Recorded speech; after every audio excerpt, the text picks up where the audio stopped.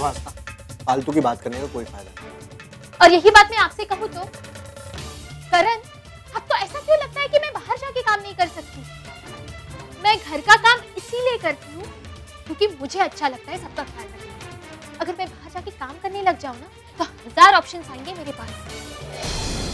IIT top किया है मैंने, आपसे 4 गुना ज्यादा आईक्यू होगा मेरा। जी सर, बस आ रहा हूँ, 1 घंटे के अंदर पहुंच जाऊँ। Okay bye. नहीं पीनी मुझे। वॉलेट कहाँ गया यार? तो लेट हो रहा हूँ और ऊपर से वॉलेट नहीं मिल रहा। इस घर में कोई भी चीज सही टाइम पे नहीं मिलती है।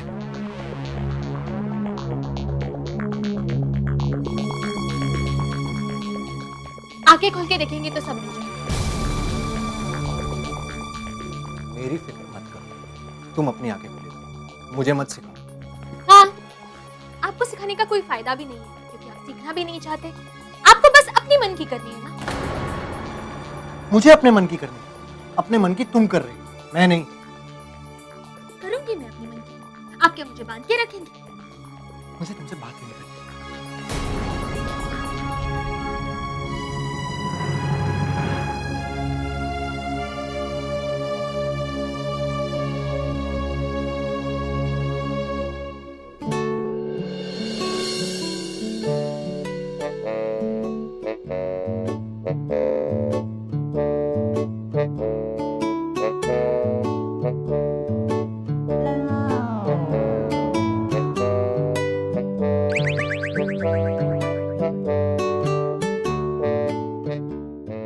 घूर क्या रहा है?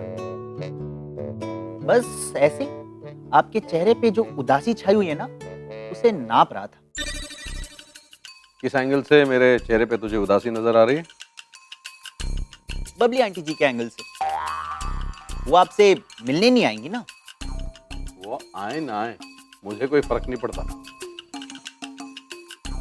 अच्छा, तो ये बात है। तो फिर ठीक है, मैं उन्हें फोन करके मना कर देता हूँ।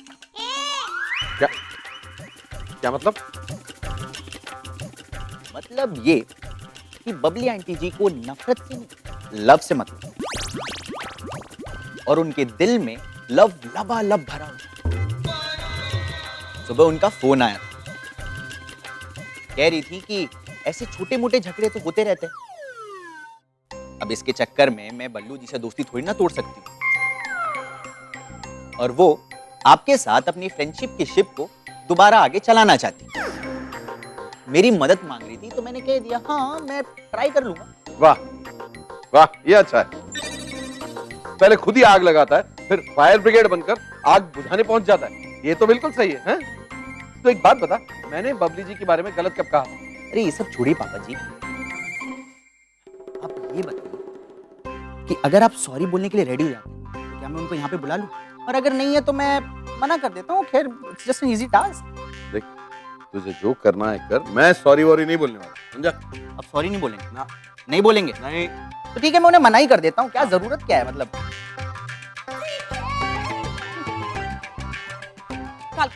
शुरू कर। आंटी जी, अब्बा करने की प्रथा और की। अरे ये काम बहुत मुश्किल है आंटी जी, मैं कब से ट्राई कर रहा हूँ, लेकिन पापा जी तो अड़े हुए हैं। वो तो चाहती नहीं कि आप यहाँ पे आए। व्हाट? आप इसकी बातों में मत आइए। ये कुछ भी बोल देता है। देखिए, आप हमारी पड़ोसन हैं, कभी भी आ सकती हैं। निशांत की बातों में मत आइए, कभी भी कुछ भी बोल देता है। अरे कितना झूठ बोलते हैं आप पापा जी। सॉरी बोलने के बजाय उल्टा आप इल्जाम मेरे पर लगा रहे हैं। ओए चुप। बल्लू जी, आपको सॉरी बोलने की जरूरत नहीं है। पर जब निशांत ने मुझे बता दिया कि आप मुझे पड़ोसन नहीं पोल्यूशन समझते हैं, और आप मेरा नाम बबली से बदलकर अगली रख देना चाहते हैं, तो मुझे बुरा नहीं लगेगा क्या? बबली जी, मैंने ऐसा कुछ नहीं कहा है, ये बेवजह बोल रहा है। बल्लू जी, आप सफाई क्यों दे रहे हैं? I am not needing the सफाई। मैं समझ सकती हूँ, आई अंडरस्टैंड कि आपको ना डॉली जी का डर लगता है, इसलिए आप कर रहे हैं ना ऐसा।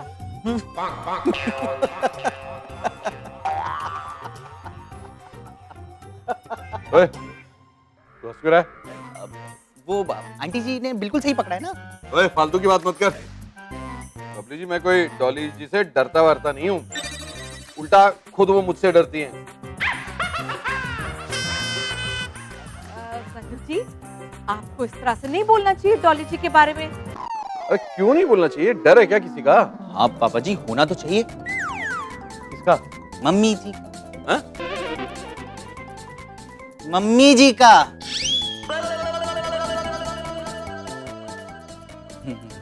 कैसी हैं आप बबली जी? एक महीने के लिए कहीं बाहर जाने वाली थी ना? क्या हुआ, नहीं गई? हाँ जी, वो है ना, उस दिन बड़ा ट्रैफिक थी तो ना मेरी ट्रेन मिस होगी। हाँ, आजकल ट्रैफिक बढ़ गया है, बहुत बढ़ गया है। इतने सुबह सुबह कैसे आ गई हैं? कोई काम था? हाँ, काम ही समझ लीजिए। वो मैं बताने आई थी ना कि मेरा टूर कैंसिल हो गया है जी। आपने सुना ना बल्लू जी? अब बबली जी कहीं नहीं जाने वाली, यहीं रहने वाली। अब आप दोनों आराम से बैठकर बातें कर सकते हैं। क्यों, ठीक है ना? हैप्पी? डॉली जी, बातें क्या करना है वो तो मैं अब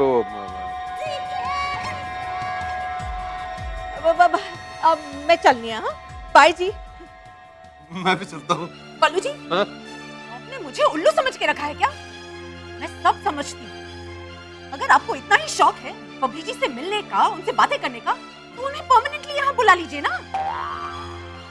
बल्लू जी, दोबारा अगर मैंने आप दोनों की गुटरगु सुनी ना, तो मुझसे बुरा कोई नहीं होगा।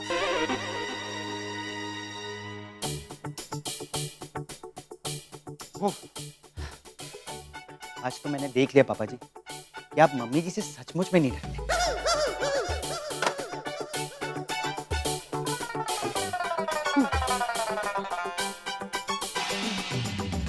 ये निशान का बच्चा डॉली जी से मेरा मर्डर करवा के रहेगा। जय हनुमान जय कपीस लोक उजागर। भाभी, ये अब क्या कर रही है? हरम का टिफिन रेडी कर रही हूँ। लाइए मैं आपकी हेल्प करती हूँ। नहीं बस हो गया। तो निशान का ब्रेकफास्ट बनाओ। ठीक है।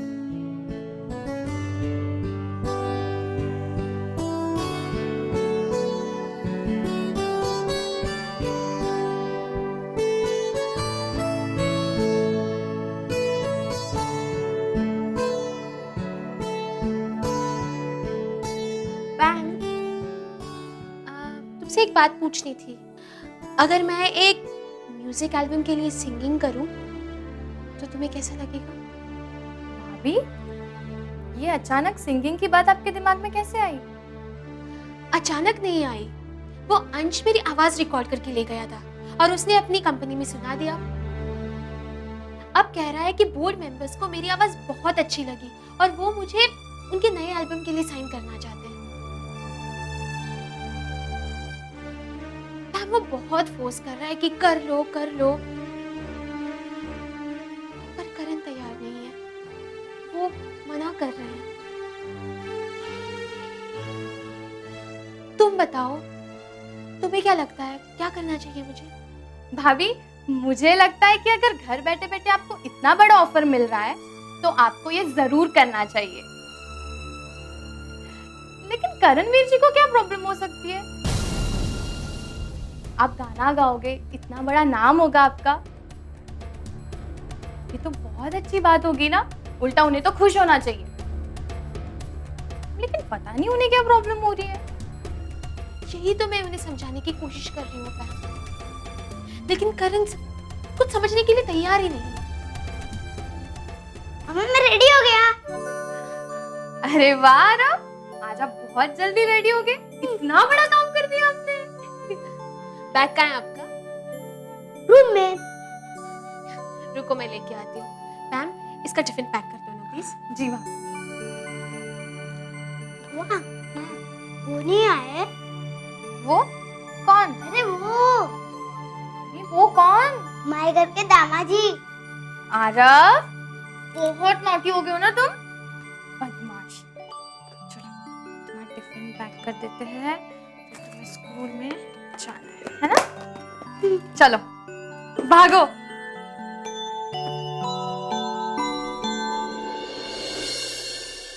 आओ अंश, बैठो।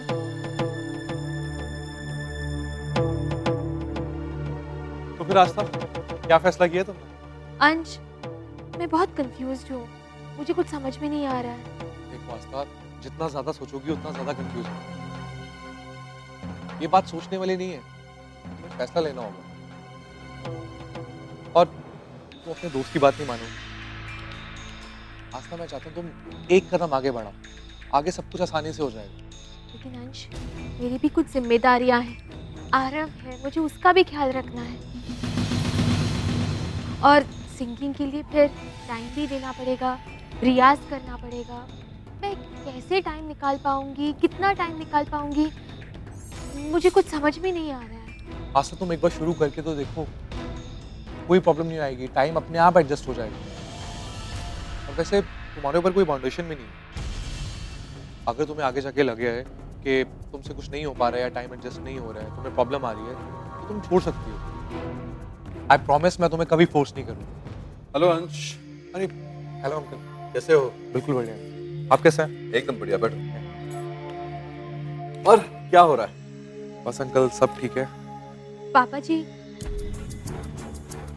अंश चाहता है कि मैं उसकी नेक्स्ट म्यूजिक एल्बम में गाना गाऊं, पर मैं सोच रही थी कि अरे इसमें सोचने की क्या बात है?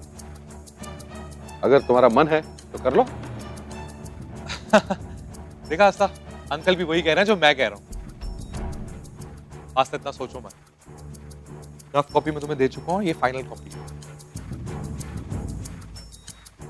इसे जल्दी साइन कर दो।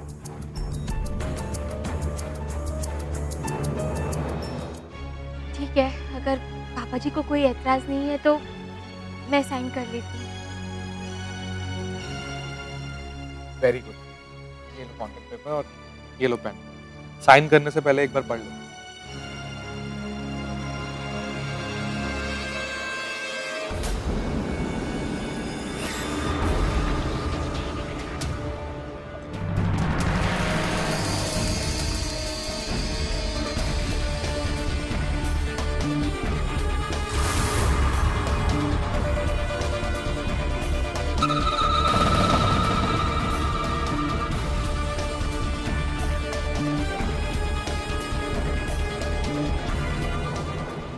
ये लो।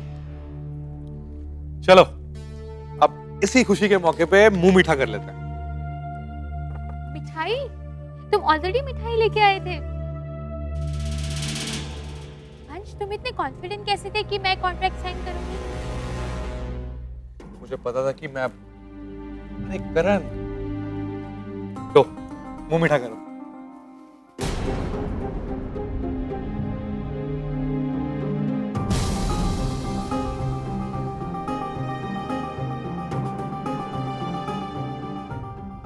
नहीं, आजकल मीठा खाना थोड़ा कम किया हुआ है।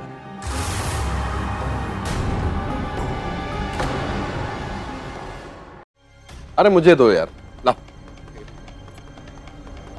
हाँ। पापा जी, हाँ बस एक।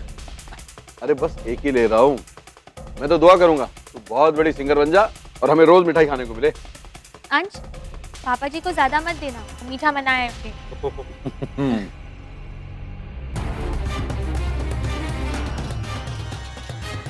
करण, आस्था ने कॉन्ट्रैक्ट साइन कर लिया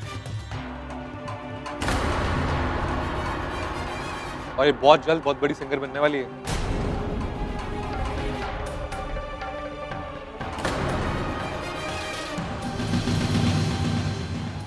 Congratulations, आस्था। Thank you.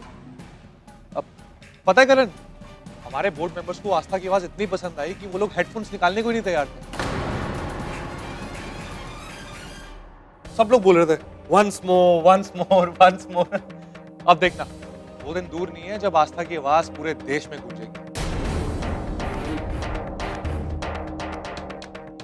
इसकी आवाज लोगों के सर चढ़कर बोलेगी, हर तरफ सिर्फ आस्था ही आस्था।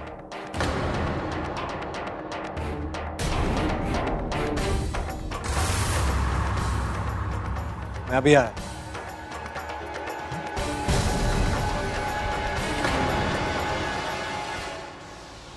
चलो आस्था, मैं अभी ऑफिस चलता हूँ। वहाँ सब कुछ फाइनल करने के बाद तुम्हें फोन करूँगा, ठीक है? और ये मिठाई सबको बांट देना, ठीक है? आसान कर। Okay, bye bye, all the best.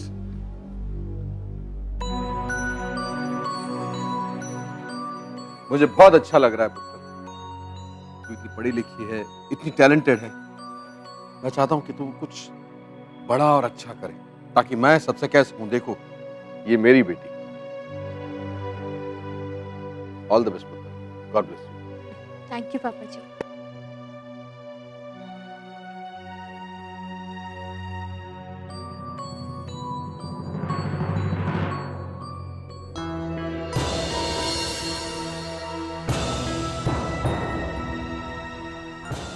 करण, आप आखिर तुमने वही किया ना, तुम्हें करना।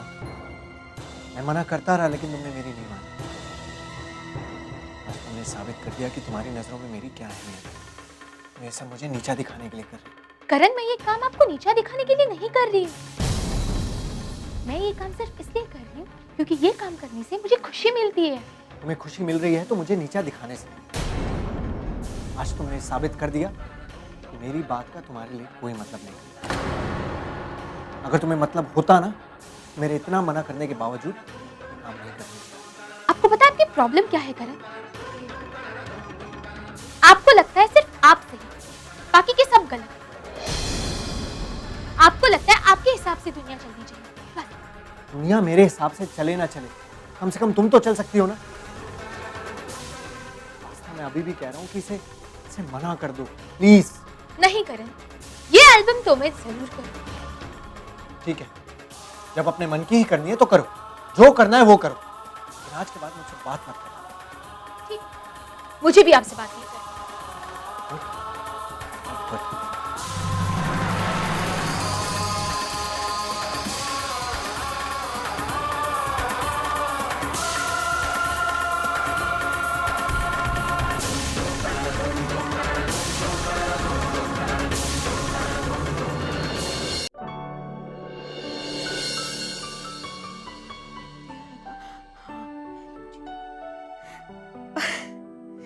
तुम्हारी याद में खो गया मेरे फेस का ग्लो। वाह वाह। हेलो जी हेलो, हेलो जी हेलो, हेलो जी हेलो। बाजी, अब शायरी तो मैंने लिख ली, पर ये कैसे पता चले कि अच्छी है या बुरी? बल्लू जी से पूछती हूँ।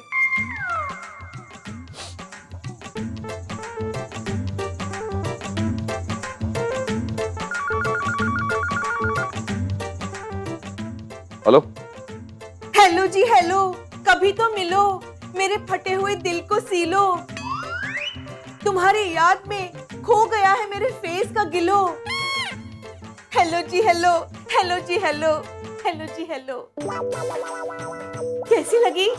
ये क्या कर रही थी आप बब्लू जी? शायरी सुना रही थी Ballu ji. Only for you and yours faithfully. कैसी लगी आपको?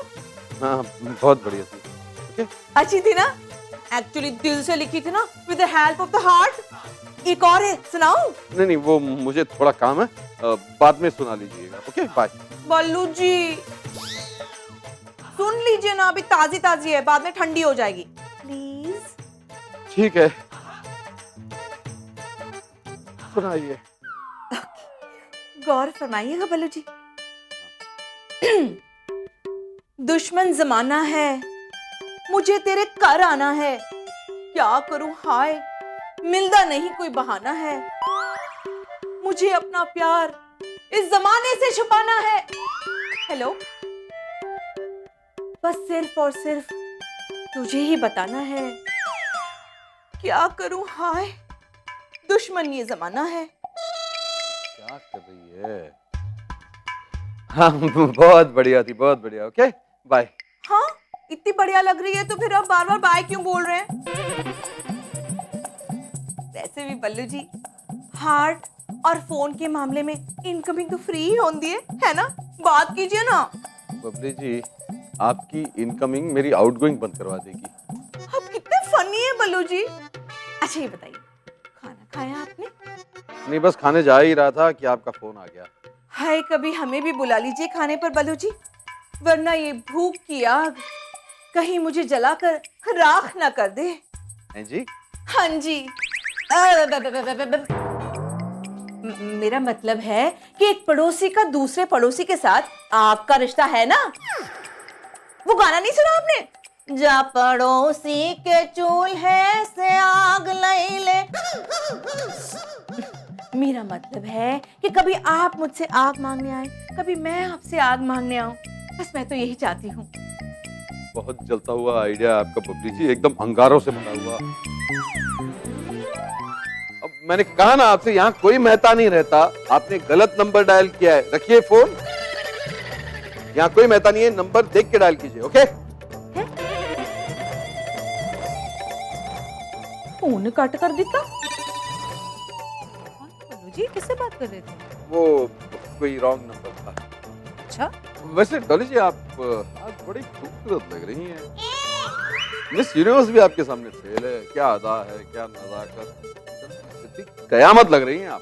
क्या बात है बल्लू जी, आज आप मेरी बड़ी तारीफ कर रहे हैं। अरे वो तो इसलिए। Hello hello hello. अरे मैंने कहा ना तुझसे, यहाँ कोई मेहता नहीं है। ये रॉन्ग नंबर लगाया है तुमने। फोन रख, दोबारा फोन नहीं करना। हेलो बल्लू जी, आपने फोन क्यों कट कर देता? और आपके और मेरे बीच ही मेहता कहाँ से आ गया? What happens? कौन है बल्लू जी? लाइए मुझे दीजिए, मैं बात करती हूँ। नहीं डॉली जी, रॉन्ग नंबर लगा हुआ है। आप बात करके क्या करेंगी? मैं कर रहा हूँ ना बात, आप टेंशन मत लीजिए। ओह बल्लू जी, आई अंडरस्टैंड। डॉली जी आ गई ना, मेहता नहीं डॉली आई हमारे बीच। Okay, you take care, huh? Save yourself from the Dolly G's. Okay? Take care. Bye. हाँ रखो फोन, रखो। बहुत बड़ा पागल है। ऐसे लोग ही आपके साथ टकराते रहते हैं। खैर छोड़िए, अब खाना तैयार है, लंच के लिए चलिए। आप चलिए, मैं आता हूँ। ठीक है, जल्दी आइए। ये बावली फंसवा देगी एक दिन।